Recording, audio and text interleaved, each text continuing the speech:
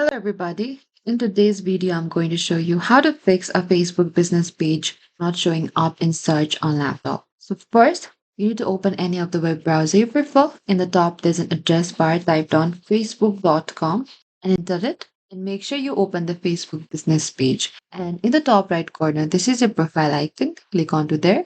And you need to select to the settings and privacy and click onto the setting again.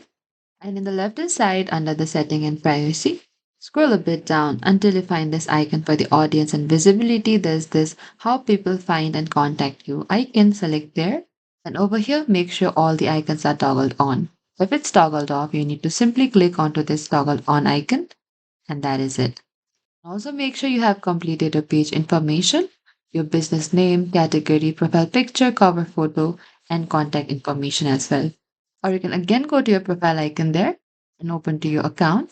And here again, you can go to this professional dashboard in the left hand side. And here you can also see any restrictions on the page as well. And this is it. This is how you can fix a Facebook business page not showing up in search on laptop. Thank you for watching this video. I hope this video was helpful.